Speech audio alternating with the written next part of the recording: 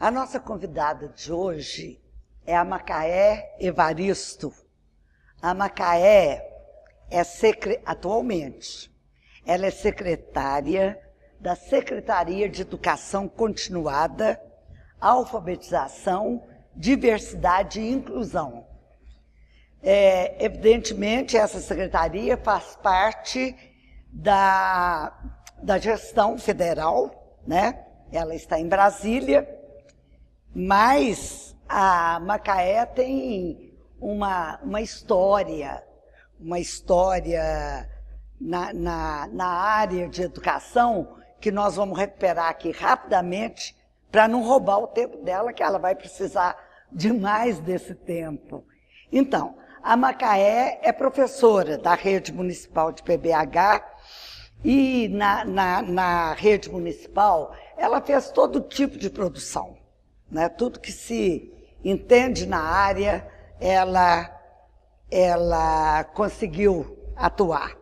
Ela é assistente social, portanto, ela fez 2 concursos na prefeitura, um para a área de professor e outro para a área de assistente social. Ela fez assistência social na PUC. Ela é mestra em educação pela UFMG, foi coordenadora de um programa muito importante de implantação de escolas indígenas com vários setores da área. E nessa área ela foi coordenadora de programas, mas deu aula também. Ela passou por todas as etapas. E, finalmente, um ponto que deve ter influído muito para a escolha dela para ir ocupar esse cargo em Brasília foi a Secretaria de Educação da PBH. Ela foi adjunta quando o Fernando Pimentel era o nosso prefeito e depois ela passou para secretária de Educação no governo Márcio Lacerda. E aí foi convidada e foi para Brasília. Macaé, seja bem-vinda. TV Comunitária vai ter um prazer muito grande de fazer essa entrevista e outras, que eu tenho certeza que nós não vamos esgotar. Eu fiquei impressionada de ver a extensão, eu estou falando extensão diária do seu trabalho, né? Um trabalho que atinge as populações do campo, indígenas, ciganos, só para citar, entre alguns. E você é responsável pela formação de professores. Aí você vai explicar melhor, né? Pela coordenação, pela programação e tal. Então, eu queria o seguinte, dentro desse tema central, diversidade e inclusão, como que você definiria esse seu trabalho lá no Ministério de Educação? Bem, primeiro agradecer pelo convite, é um prazer estar em Belo Horizonte e poder conversar na TV Comunitária sobre essa pauta que está ligada à minha história de vida, que é a pauta da educação, da diversidade e da inclusão.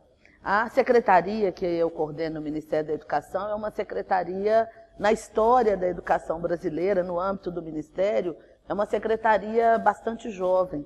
Ela foi criada em 2004, portanto está fazendo 10 anos, e é uma secretaria que foi criada a partir de um grande debate dos movimentos sociais. 2004 ainda no governo Lula. Na verdade, o segundo ano do governo Lula, se reestruturou o Ministério da Educação e criou uma secretaria, que era a Secretaria de Educação Continuada, Alfabetização e Diversidade, que a partir de 2011 aglutinou a antiga Secretaria também de Educação Especial e, portanto, ficou Secretaria de Educação Continuada, Alfabetização, Diversidade e Inclusão.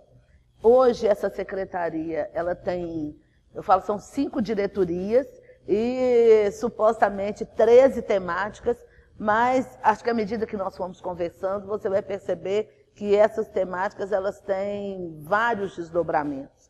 Então, atualmente, nós trabalhamos pela estruturação das políticas de educação do campo, de educação escolar indígena, de educação escolar quilombola, do debate para a garantia do direito à educação das crianças em situação de itinerância, crianças e... Só criança? Na verdade, crianças, adolescentes, a população, né? Direito educacional da população em situação de itinerância. Então, a gente tem aí os parquistas, os circenses. Sim. E algumas populações ciganas, que hoje é um grupo que está se estruturando bastante no âmbito de um programa maior do governo federal, que é o Brasil Cigano. É uma população que é ainda para o Estado brasileiro muito invisível, inclusive do ponto de vista das estatísticas.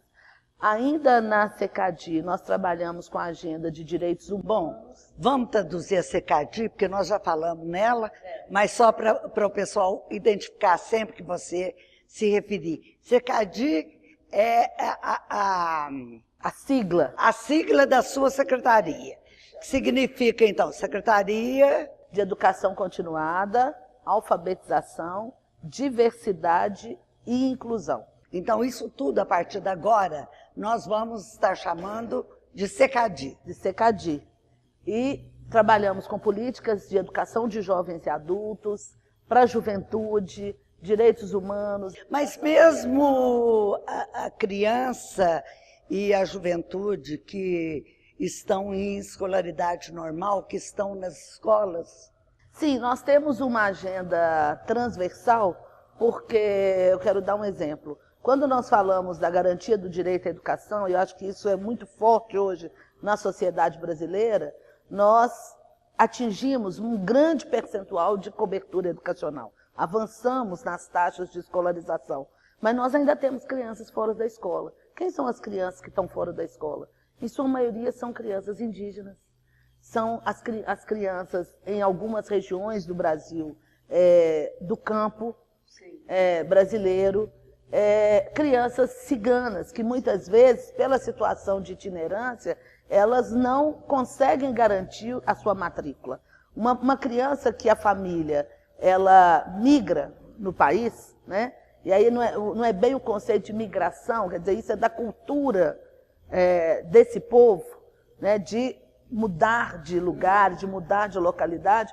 Muitas vezes chega numa região, por exemplo, chegou em setembro, busca matrícula numa escola. Muitas vezes ela não consegue essa vaga.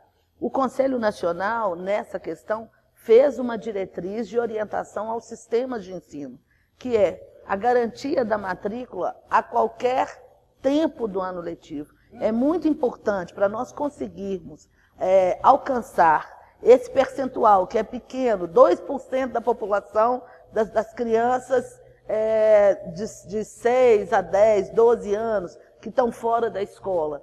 Nós precisamos garantir matrícula a qualquer tempo.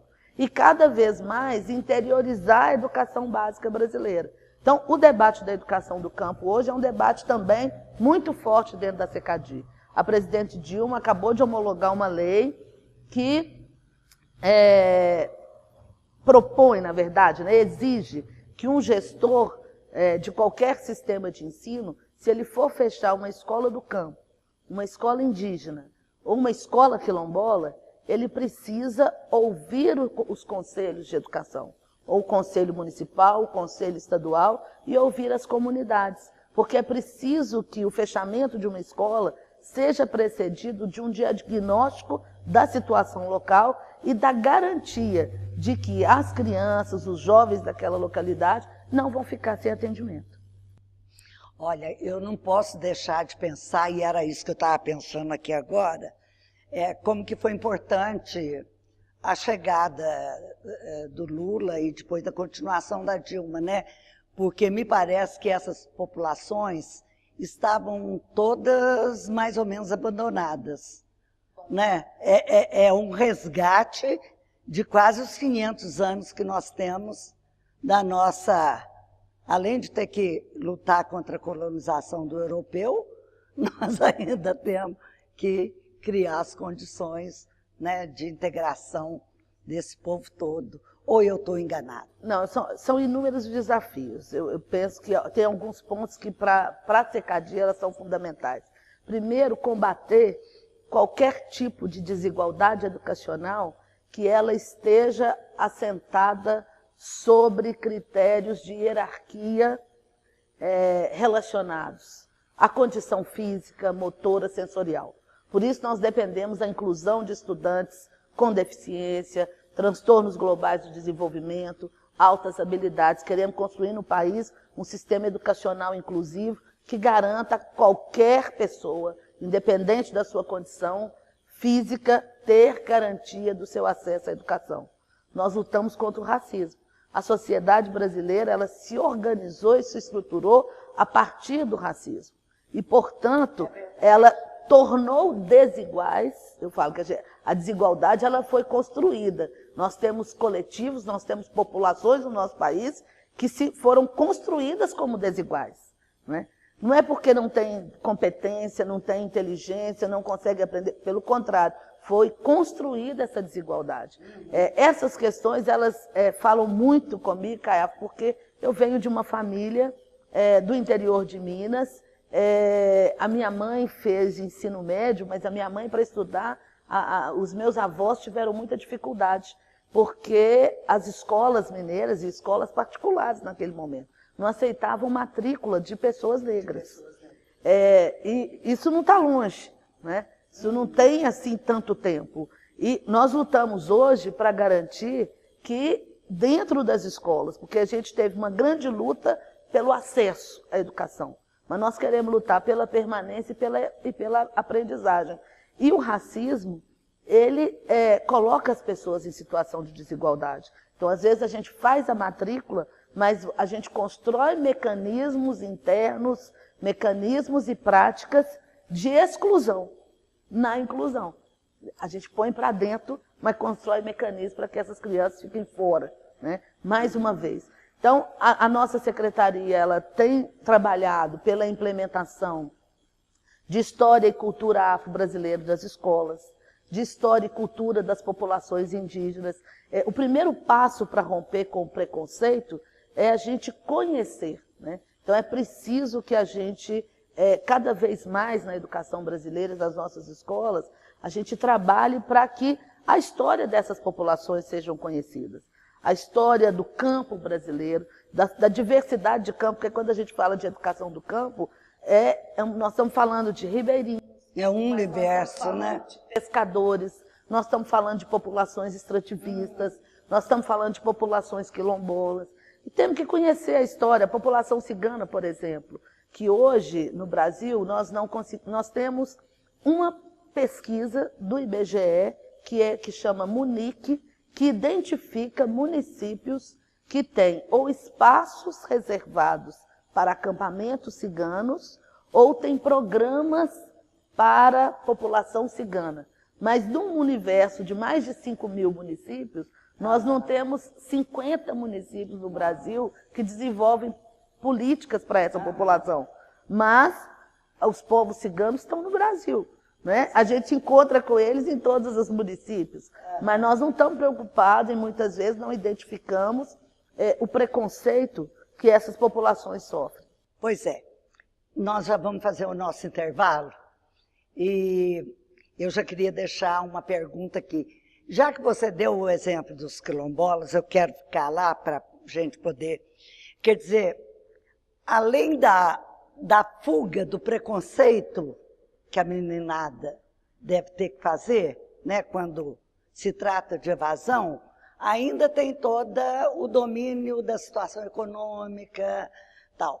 Então, no segundo bloco, se você achar que nós devemos, nós vamos enveredar por aí. Tá bom? Dentro de 1 minuto nós estamos de volta.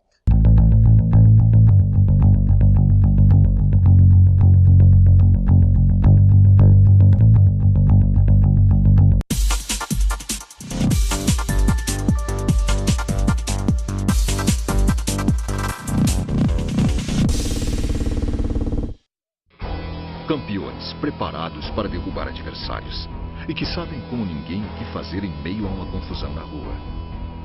Aí a gente foge da briga. A sua vida vale mais que qualquer discussão.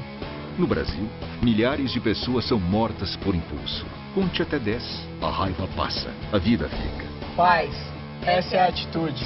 Uma campanha do Conselho Nacional do Ministério Público e ENASP.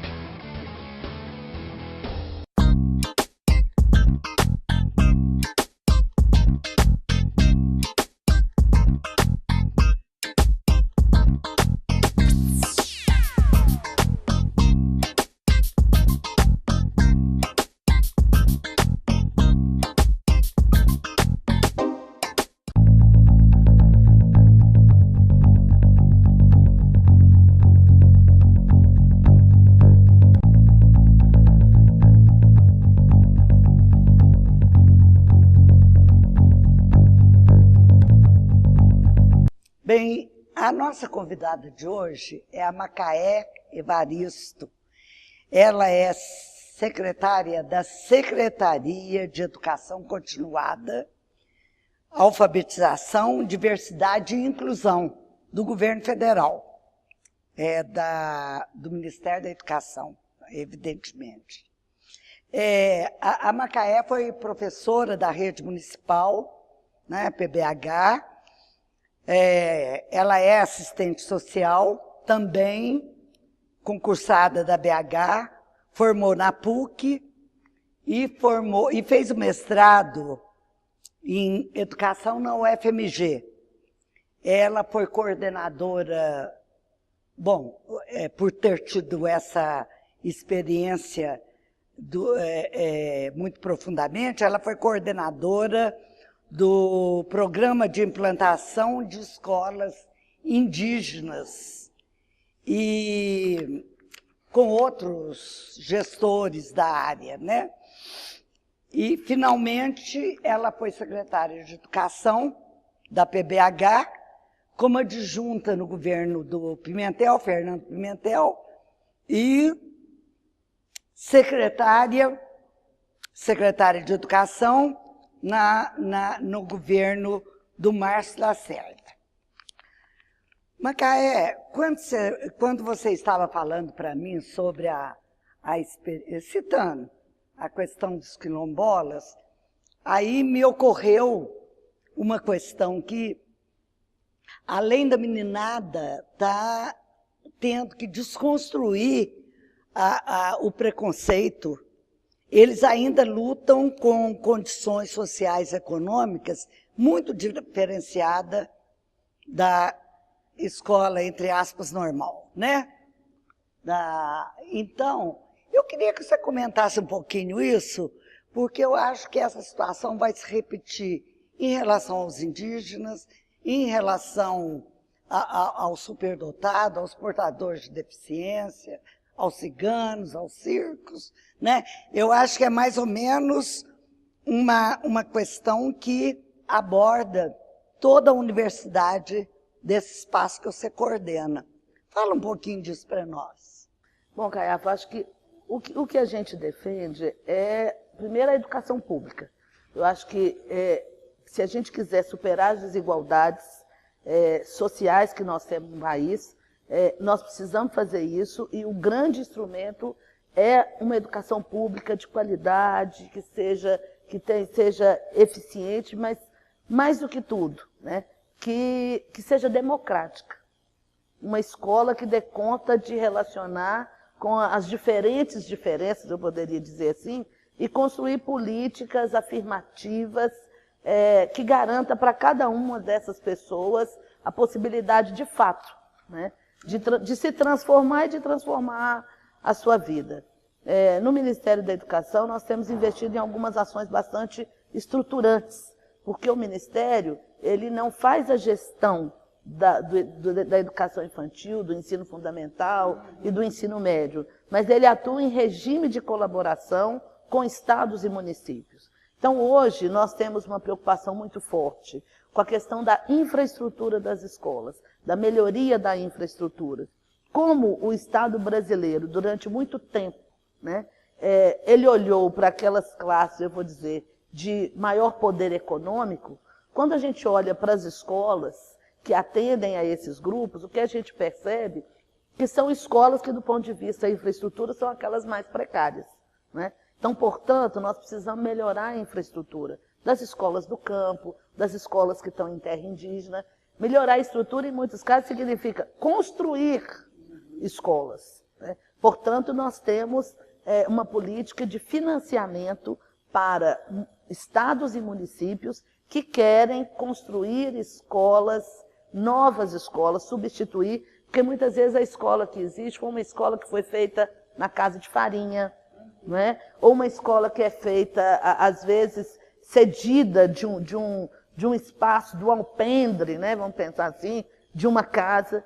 A gente ainda encontra, às vezes isso aqui em Minas Gerais, as pessoas podem se assustar, mas vamos andar um pouquinho aí pelo interior do nosso estado, ou vamos conhecer outras regiões do nosso país, nós vamos ver que as escolas do campo, muitas vezes comparadas a escolas que estão em áreas urbanas, do ponto de vista da infraestrutura, elas ainda têm seu grau de precariedade. Então, a gente precisa investir na infraestrutura física e tecnológica, né? Fazer com que chegue um computador, fazer com que chegue energia elétrica, porque nós ainda temos no país um conjunto de escolas que não tem energia elétrica. Eu digo, quando a escola não tem energia elétrica, é porque aquela comunidade também não tem energia elétrica. Nós temos um programa importante do governo federal, que é o programa Luz para Todos, e dentro do programa Luz para Todos, um debate que a gente tem feito luz para todos. Precisamos fazer com que a energia elétrica chegue em todas as escolas do país. Mas a infraestrutura ela é importante, mas ela não é tudo, porque, vamos dizer, o que é fundamental é o professor que está atuando nessa escola. E, portanto, o investimento na formação de professores. Uma formação específica, né? Uma formação específica, uma formação sólida. No caso das populações indígenas, a garantia do direito da formação de professores indígenas, né? O Brasil é signatário da Convenção 69 da OIT, que garante direito às comunidades indígenas a uma educação específica e diferenciada. E nós temos um programa, que é o Programa de Licenciatura Intercultural Indígena, que forma professores indígenas na educação superior. Hoje nós temos mais de 5.000 professores indígenas formados na educação superior no país, e temos outros 4.000 professores cursando licenciaturas. No ano passado, a nossa presidenta autorizou 43 novos cursos de licenciaturas para a educação do campo. Então, nós teremos anualmente 4.000 novas vagas para a formação de professores que atuam na educação do campo, que tem uma especificidade, né? Uma escola que trabalha com uma comunidade de pescadores, ela tem N questões que precisam ser consideradas, inclusive a questão das marés, por exemplo, porque, principalmente os adultos, eles têm que ter horários diferenciados de estudo ao longo do ano, porque o seu trabalho, muitas vezes, é demarcado pelo fluxo da maré, por exemplo, né? Então, eu acho que isso é uma questão importante e que cada gestor local, ele precisa cada vez mais conhecer o público com o qual ele trabalha para estruturar essas políticas. Agora, a formação de professores, por que ela é importante? Porque várias dessas questões que nós trabalhamos na CECADI, elas não estiveram presentes nos currículos escolares. Então, nós temos inúmeros professores formados no Brasil, por exemplo, na área de língua portuguesa, letras, que estudaram literatura, mas, por exemplo, nunca estudaram literatura africana. Não conhecem escritores africanos, e essa agenda, ela é uma agenda importante, porque a população negra no Brasil tem uma história importante no contexto do processo de escravização da população africana no nosso país. É importante nós conhecermos que o negro ele não é escravo, ele foi escravizado, né? E que nós temos importantes intelectuais negros, artistas negros, professores, advogados, para a gente mudar, né, o referencial da população brasileira que se estruturou sobre o racismo, nós temos que desconstruir essa visão hierarquizada e que coloca a população negra em situação de desigualdade. Estou falando da população negra, mas isso vale para os ciganos. Se a gente vê, o que diz as literaturas que muitas vezes circulam nas nossas escolas sobre a população cigana, né? Muitas vezes você vai ler que são crianças, tem um livro, me parece que, eu não vou lembrar o nome, não sei se é memória de um sargento de milícia, que traz uma descrição, né, falando que as crianças ciganas aprendem a roubar na infância, né? Isso é um estereótipo sobre um determinado grupo étnico-cultural que nós precisamos desconstruir. Se a gente quer, de fato, fazer Sim, os ciganos brasileira uma sociedade democrática. Os ciganos, além de aprenderem a roubar desde criança, eles ainda roubam criança. Então, assim, nós fomos criados, né? A nossa formação, ela vai se estruturando sobre preconceitos. A questão é que esse preconceito provocou um resultado na sociedade brasileira, que é, primeiro, você cria um estranhamento em relação ao outro, então o outro quase que ele vira um monstro. Qual que é o resultado disso? É que se ele é um monstro, ele não tem que ter garantia de direito. Ele não tem garantia de direito à educação, né? Mais do que isso, ele não tem direito de viver. Nem a vida. Ele não tem direito à vida. Então, nós assistimos hoje no nosso país, né, muitas vezes, silenciosamente, mais de 50 mil pessoas que são assassinadas por ano. Nós temos no governo federal um programa, que é o programa Juventude Viva, que nós estamos chamando a atenção que 40% dos assassinatos que tem no nosso país são de jovens com menos de 24 anos, pobres, favelados, negros das periferias. Por que essa população ela está invisibilizada? Por que a gente banaliza, né, a morte e o assassinato desses jovens? Não tem investigação, se você for atrás não tem processo, não tem punição dos culpados. Então, qualquer jovem negro, hoje andando pelas ruas, e eu falo isso porque eu sou mãe, né, tenho irmãs que têm filhos, e a gente se preocupa. Minha mãe, desde pequena, me ensinou que eu nunca podia sair sem minha carteira de identidade. Por quê? Porque uma jovem negra sem identidade, entendeu? Você já é suspeita. Você já é negra, você já é suspeita. Infelizmente, nós vamos terminar essa entrevista e eu já vou te convidar para outra ou outras entrevistas, o tanto de entrevistas que forem necessárias para a gente conversar sobre esse espaço enorme que te deram para cuidar, né? E eu queria, então, agradecer a todas as pessoas que nos acompanharam nesse trabalho. Até a próxima semana, se Deus quiser.